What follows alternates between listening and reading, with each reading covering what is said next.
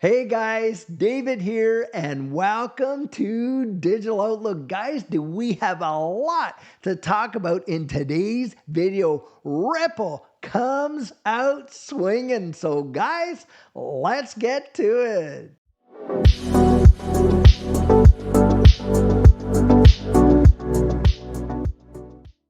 So guys, boy, oh boy, is there heaps happening in this XRP ecosystem today. Of course, most of us are aware now that Ripple has made their counter appeal in this SEC case.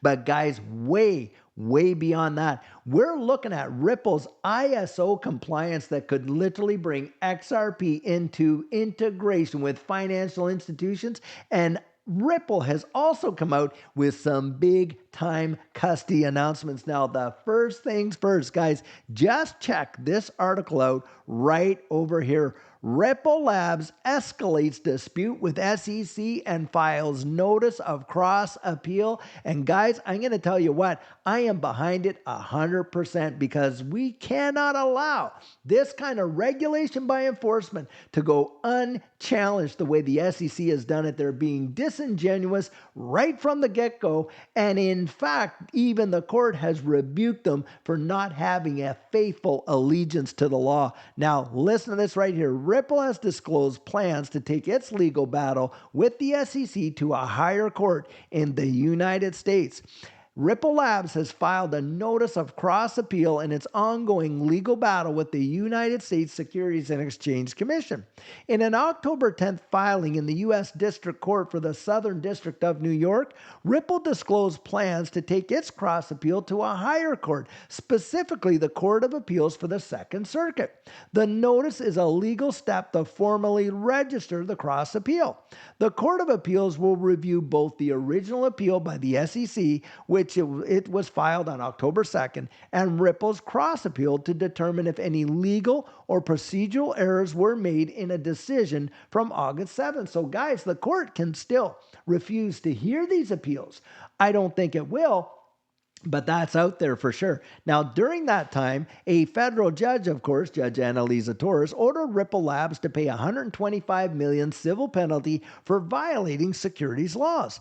The regulator previously requested the court to impose a $2 billion fine against the company, while Ripple argued that the penalty should not exceed $10 million. And I think this is what this dispute is all really about. I do not believe it's going to be about whether or not XRP in and of itself is a security, or that their SEC is going to challenge XRP's non-security status. I don't believe that. I think they're going to try to bring in Ripple's programmatic sales that happened before 2019 to exchanges. And I think they're going to try and somehow argue that those as well, constituted securities. And that's why they went after this $2 billion fine. But the thing is this, there was no disgorgement. Nobody lost money. In fact, the early investors there, they made heaps. And that's why I believe that Judge Annalisa Torres adjudicated this correctly. Now, here's the filing that they have.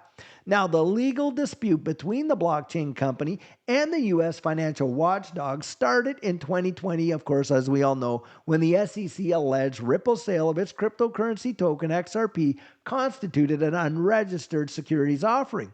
In a key decision in July, Judge Annalisa Torres ruled that while Ripple's sales of XRP to institutional investors violated securities laws, while its programmatic sales to the broader public, to exchanges, and distributions to employees and developers did not constitute security sales. And I think this is what the issue is really going to be. Now, the SEC lost on all key points. This is a quote from Stuart Alderati. That's why they appealed. Today, Ripple filed a cross appeal to ensure nothing's left on the table, including the argument that there can't be an investment contract without there being essential rights and obligations found in a contract. Exactly. Guys, when we bought XRP in the secondary market, we were not buying shares in Ripple. We did not get to vote on, various decisions or have a proxy do it for us. We don't get dividends from any profits or anything like that, do we? And that is what it's like, because why? XRP is a digital commodity. That's why. Now, he's saying this last year. This is the quote right out of X.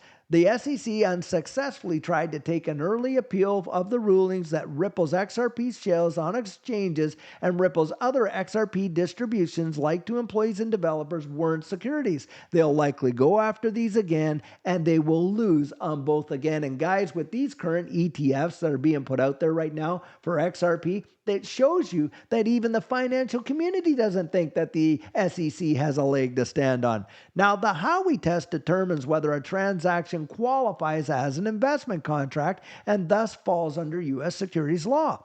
According to the test, a transaction is considered an investment contract if it involves an investment of money in a common enterprise with an expectation of profits derived primarily from the efforts of others. According to Alderati, the SEC will not be appealing the ruling that XRP is not a security. Bang! Right there. They even apologized in another case for suggesting a token itself could be a security, said the executive. That's the law, and an appeal on these and other issues doesn't change it. Both Ripple and the SEC are expected to present further arguments in the coming weeks following the recent cross appeal and appeal filings. But guys, the big ones right there. XRP is not getting delisted or dropped from Grayscale or any of these things. And guys, I don't even think this case is going to matter when it comes to whether or not XRP in and of itself has a major bull run in this cycle. I don't. Why? Because I think the SEC is going to be gunning for Ripple themselves, not XRP itself. And that is a massive deal. Now, the timeline for these developments remains uncertain. It's also unclear whether the SEC intends to focus only on disputing fines imposed on Ripple or if it will continue to challenge the broader ruling regarding XRP status. Well, guys, I think it's the fines. I think Stuart Alderati is right. I think they're going to look at all these other things so that they can come out and say, this is why these fines need to be greater. That's how I look at it. But guys, things are happening in this space, and wow, are we ever seeing it. Now check this out. Ripple launches new features for custody arm to tap a $16 trillion market. The firm behind XRP has announced the launch of several new features and functionalities for Ripple custody. With this, the company aims to improve its custody technology for fintech and crypto users. Crypto custody is a relatively new area for the entity, which has streamlined its efforts under the recently launched Ripple Custody division. According to its official press release, the latest update includes the integration of transaction screening service, additional hardware security mode options, integrating with the XRP ledger for tokenizing real-world assets. Boom! Right there. Guys, real-world asset tokenization is coming in a massive way. And what are they talking about? Well, they're talking mostly about securities and other types of investments that people could tokenize on the XRP ledger. Now, pre-configured policy frameworks and improvements to the platform's usability and user interface. Ripple said that custody is an essential aspect of expanding digital asset economy. By 2030, the value of crypto assets in custody is expected to reach a minimum of $16 trillion. Well, guys, the whole market cap right now is only what, 2 point some trillion? By 2030, 16 trillion. And you're not telling me we're going to see appreciation? Guys, I'm telling you, it is going to blow the doors off of what most people expect. That is what I believe. Now, it is estimated that 10% of the global GDP will be tokenized. Did you hear that? Do you know how few ecosystems are out there that can actually handle that volume? Of course, XRP is one. XLM may be another, Hedera Hashgraph. But the piece of the pie that this XRP ecosystem is absolutely going to chomp down, I think is going to be staggering. Now, according to a recent study conducted by Boston Consulting Group and private market exchange ADDX, amidst this anticipation growth in custody, the San Francisco-based blockchain company has reported significant progress with its own services with Ripple Custody. Its new customer acquisition has increased by 250% year over year. The service is available in major global financial markets, including Switzerland, Germany, France, the United Kingdom, the United States, Singapore, and Hong Kong. Currently, Ripple custody caters to leading banks. Don't let these fuzzers tell you that there are no banks interacting with Ripple and utilizing the XRP ledger, which, by the way, XRP is absolutely involved in the real world asset tokenization.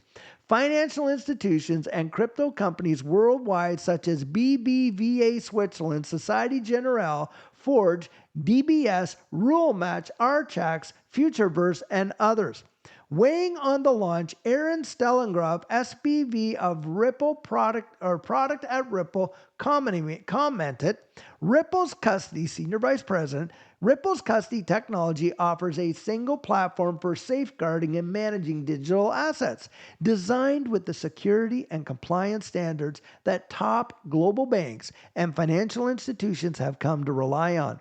With new features, Ripple Custody is expanding its capabilities to better serve high-growth crypto and fintech businesses with secure and scalable digital asset custody. Guys, this is a major innovation. We're seeing the framework of what's coming in the future. XRP, Ripple, and the XRP ledger are going to be a big, big part of it. Don't kid yourself. Meanwhile, the upcoming compliance integrations are set to be released to a limited group of customers in December of 2024.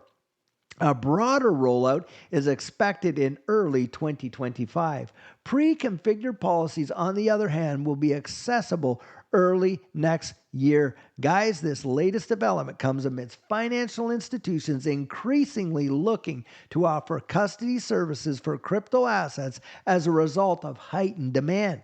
This week, Taiwan's Financial Supervisory Commission announced plans to establish a sandbox for crypto custody services, with application collection set to begin in the first quarter of 2025. As reported earlier, 3 private banks in Taiwan have already indicated interest in this emerging sector. Consumer Banking Corporation Standard Chartered also started its digital asset custody services in the United Arab Emirates last month, starting with Bitcoin and having acquired a license from the Dubai Financial Services Authority. Guys, this is major. And what's happening? It's going underneath the radar for most people, isn't it? Because we're not hearing a whole bunch about it, guys. And yet this is the framework that could literally transform the fortunes of so many. I genuinely believe that. Now, guys, just check this out. Ripple compliance with ISO 20022 could drive XRP integration into traditional financial systems. It has been a while since we've heard anything on ISO 222, and this came out just today, October 10th, 2024. Listen to this. Although XRP has nothing to do with ISO 2022, the coin might still benefit from Ripple's involvement with the messaging standard. Ripple and Stellar are the only two that actually sit on the advisory council of ISO 222. The significance of ISO 222 to the global financial industry cannot be overemphasized. Financial institutions are recognizing the importance of ISO 222 messaging standard. Are you kidding me? If they don't get on board, they're going to be shut out of the global financial system, because that is a condition to moving forward. Every bank in the world has to be compliant with this by 2025. Now, as reflected in the rate at which they have complied with the concept, approximately 72% of global banks on the SWIFT network are projected to migrate to the ISO 222 standard by the November 2025 deadline. Additionally, more institutions are expected to comply with the messaging standard by 2025 as part of SWIFT's ongoing transition.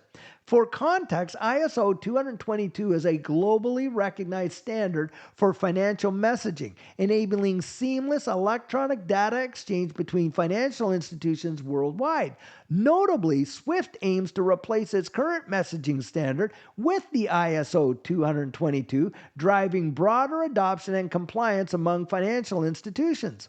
Initially developed as a messaging standard for traditional financial institutions, the concept is gradually extending into the crypto sector. Crypto-related companies like Ripple have become a part of the global messaging standard for financial transactions. The crypto payments company announced its membership in May of 2020.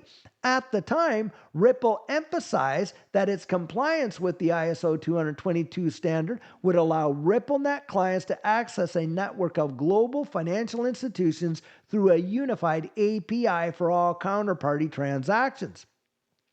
Following Ripple's compliance with ISO 20022, some community members speculate that XRP is also compliant with the messaging standard. Some commenters, including Ben Armstrong, have conferred the title ISO 2022 compliant coin on XRP due to Ripple's involvement with the concept. Last month, BitBoy stated that ISO 222 standard was developed with XRP in mind. However, prominent XRP community members debunked this claim. They refer to a statement for Ripple's CTO David Schwartz refuting XRP's relationship with ISO 222. XRP has nothing to do with ISO 222 in that it was not a part of the founding. But guys, we know that Ripple itself and Stellar themselves have absolutely gone in there and have put their technology to the test so that it is compliant with ISO 222. The Ripple exec mentioned that while ISO 222 is a messaging standard for payments, XRP is only a cryptocurrency. And here it is right here. And this is what he says. XRP has nothing to do with ISO 222. It's a messaging standard for payments. XRP, of course, is a cryptocurrency. While there could certainly be projects using both of these things, there is no real inherent overlap between them. Now, listen to this right here. Although XRP cannot be referred to as an ISO 222 compliant coin, the network it works on could. It could benefit from Ripple's involvement with the messaging standard.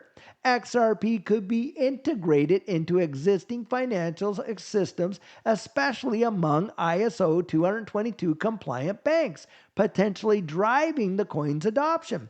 Interestingly, XRP's utility in cross-border payments could also drive its adoption among ISO 222 compliant institutions. For context, XRP facilitates faster and low-cost cross-border settlements through Ripple's payment solution, on-demand liquidity, now known as Ripple Payments.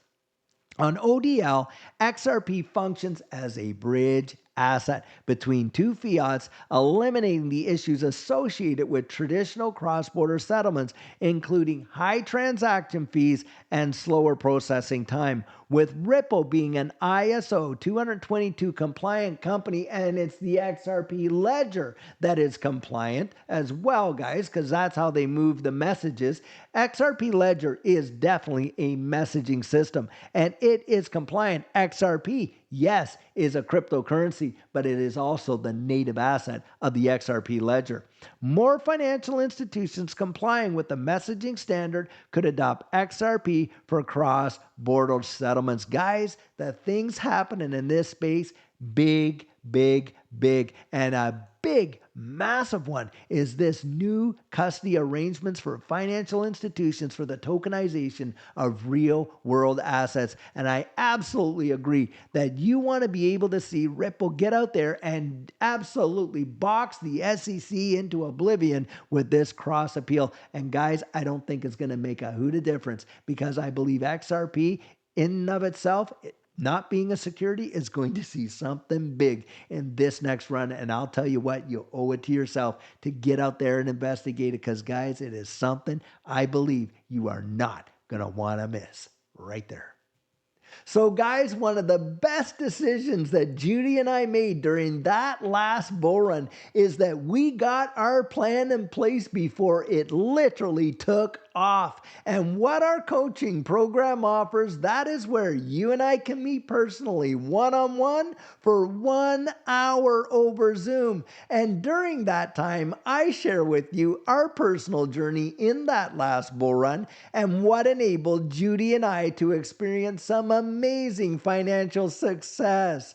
I share with you the mistakes we made so that you don't have to fall into the same pitfalls we did. We take a look at at your portfolio and make sure that it's balanced towards your goals. And we work together to develop your exit strategy. We can even get your assets off an exchange and onto a hardware wallet, along with delivering to you some amazing techniques that are really going to help you in this space. Now, the cost of that is $250, and if that's something that interests you, you write me right there at coaching@thedigital.outlook.com and we'll get you all booked in.